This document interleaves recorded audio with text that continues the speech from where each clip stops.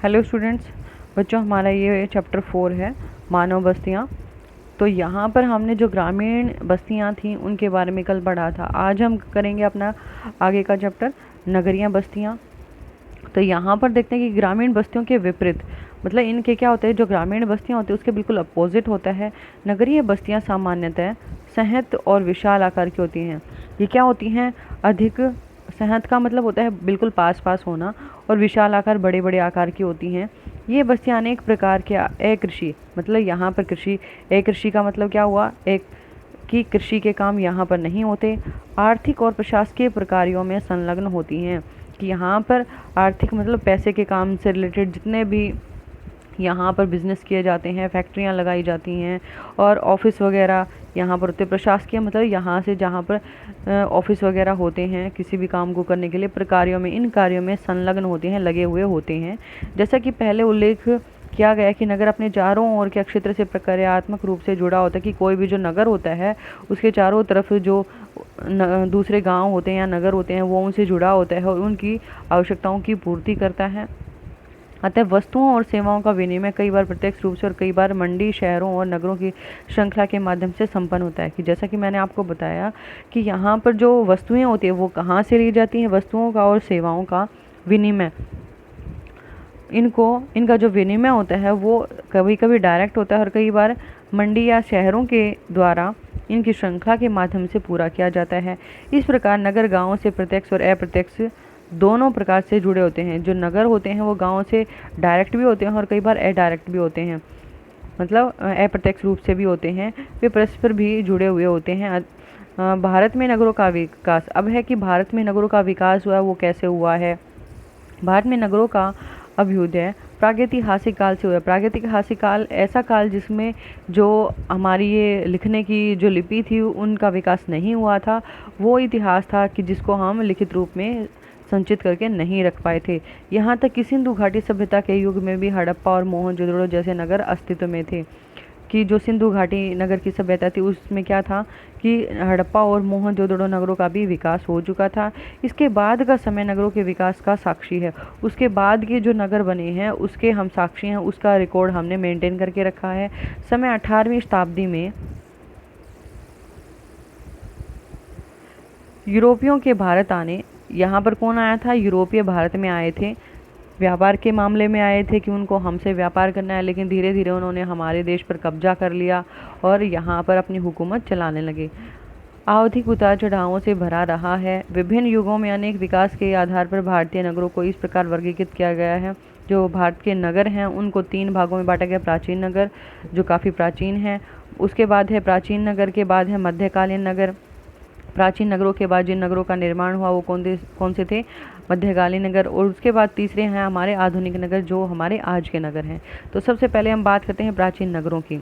भारत में 2000 से अधिक वर्षों की ऐतिहासिक पृष्ठभूमि वाले अनेक नगर हैं, मतलब ऐसे साल जो 2000 साल से भी पुराने हैं।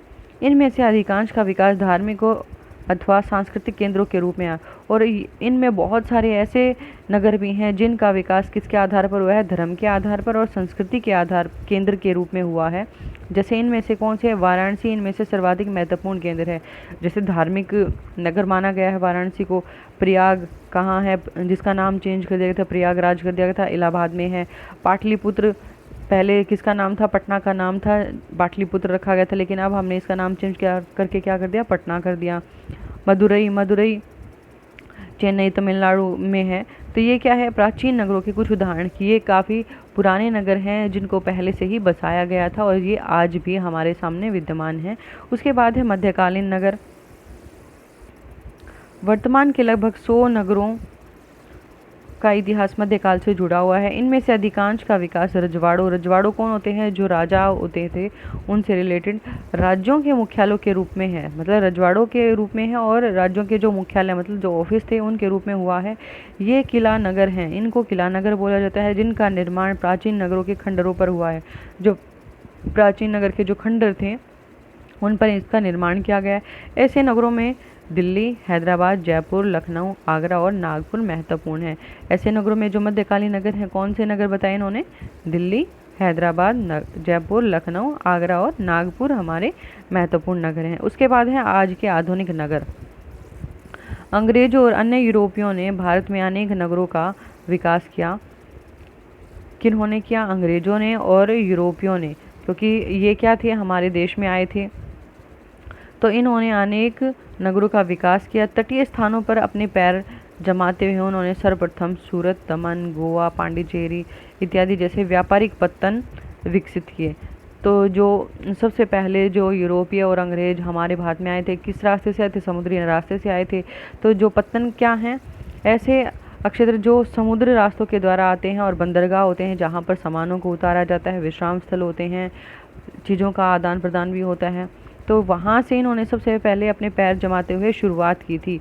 और सबसे पहले कहाँ पर? सूरत गुजरात में है, दमन, गोवा, पांडिचेरी, इनको अपना क्या बनाया? व्यापारिक पत्तन बनाया, व्यापारिक बंदरगाह बनाया। अंग्रेजों ने बाद में 3 मुख्य नोडों मुंबई, चेन्नई, मद्रास और कोलकाता पर अपनी पकड़ मजबूत कर ली। नोड का मतलब होता है गांठ या एक ऐसा केंद्र कि जो दूसरे क्षेत्र से भी जुड़ा हुआ हो। तो यहाँ पर इन्होंने 3 बनाए। कौन से बनाए? मुंबई बनाया, चेन्नई बनाया मद्रास में, कोलकाता। तो ये इन पर इन्होंने क्या किया? अपनी मजबूत पकड़ बनाई। उनका अंग्रेजी शैली में निर्माण किया। अपनी प्रभाविता को प्रत्यक्ष रूप से तथा रजवाड़ों पर नियंत्रण के माध्यम से तेजी से बढ़ाते हुए उन्होंने प्रशासनिक केंद्रों, ग्रीष्मकालीन विश्राम स्थलों के रूप में पर्वतीय नगरों का निर्माण किया। इन्होंने क्या किया कि अपना प्रभाव दिखाने के लिए, डायरेक्ट रूप से अपना प्रभाव दिखाने के लिए क्या किया? जो रजवाड़े थे, जो राजाओं ने जहाँ पर नियंत्रण कर रखा था, रजवाड़ों पर नियंत्रण के माध्यम से सबसे पहले इन्होंने राजाओं के ऊपर अपना नियंत्रण किया। और फिर तेजी से ही आगे बढ़ते हुए इन्होंने अपने ऑफिस वगैरह बना दिए। अपने क्या किए? इन्होंने अपने केंद्र बना दिए थे जहाँ से ये पूरे देश पर काबू कर सकें। और ग्रीष्मकालीन जो गर्मियों के टाइम में जो विश्राम स्थल बनाए जाते थे, वहाँ पर इन्होंने क्या किया? उनके रूप में पर्वतीय नगरों का निर्माण किया। उनमें सिविल, प्रशासनिक और सैन्य क्षेत्रों को जोड़ा। किसको जोड़ा? इनसे सिविल क्षेत्रों को जोड़ा, प्रशासनिक और सैन्य क्षेत्रों को जोड़ा। 1850 के बाद आधुनिक उद्योगों पर आधारित नगरों का भी जन्म हुआ। और 1850 के बाद क्या हुआ कि जो आधुनिक उद्योग थे, आज के टाइम में जो उद्योग चल रहे हैं, उन उद्योगों के आधार पर इन्होंने नगरों का निर्माण किया। उसमें कौन सा है? जमशेदपुर इसका एक उदाहरण है। उसके बाद है स्वतंत्रता प्राप्ति के पश्चात अनेक नगर प्रशासनिक केंद्रों जैसे चंडीगढ़, भुवनेश्वर, गांधीनगर, दिसपुर इत्यादि और औद्योगिक केंद्र जैसे दुर्गापुर, भिलाई, सिंदरी, बरौनी के रूप में विकसित किए गए। ये सारे ऐसे क्षेत्र हैं जहाँ पर खनिज बहुत अधिक मात्रा में पाए जाते हैं, खनिजों का खनन किया जाता है। और वहीं जहाँ पर खनिज अधिक मात्रा में होते हैं, वहीं पर उद्योग धंधे स्थापित कर दिए जाते हैं ताकि उस कच्चे माल को कहीं दूर तक ना लेकर जाया जाए और समय और परिवहन की दोनों की बचत हो। कुछ पुराने नगर महानगरों के चारों ओर अनुषंगी नगरों के रूप में विकसित हुए, जैसे दिल्ली के चारों ओर गाजियाबाद, रोहतक और गुरुग्राम इत्यादि। तो ये क्या हुआ कि यहाँ पर जैसे दिल्ली के चारों तरफ क्या है? एक तरफ गाजियाबाद है, दूसरा रोहतक है और तीसरा गुरुग्राम है। तो ये क्या है? ऐसे नगर जो एक केंद्र के चारों तरफ फैल के उन्होंने अपना विकास किया है। ग्रामीण क्षेत्रों में बढ़ते निवेश के साथ पूरे देश में बड़ी संख्या में मध्यम और छोटे नगरों का विकास हुआ। ग्रामीण क्षेत्रों में क्या किया इन्होंने? निवेश मतलब पैसा लगाया। और पैसे लगाने के साथ साथ पूरे देश में बड़ी संख्या में मध्यम और छोटे नगरों का विकास कर पाए हैं। तो ये था आज का हमारा आधुनिक जो आज के नगर हैं, नगरों का विकास कैसे हुआ, भारत में नगरों का विकास कैसे हुआ, कितने भागों में बांटा गया, प्राचीन नगर, मध्यकालीन नगर और आधुनिक नगर। उसके बाद है जनसंख्या आकार के आधार पर नगरों का वर्गीकरण। ये हम करेंगे अपनी नेक्स्ट वीडियो में। तो यहाँ तक आपको कंप्लीट करना है नगरों के विकास तक। Thanks for watching video.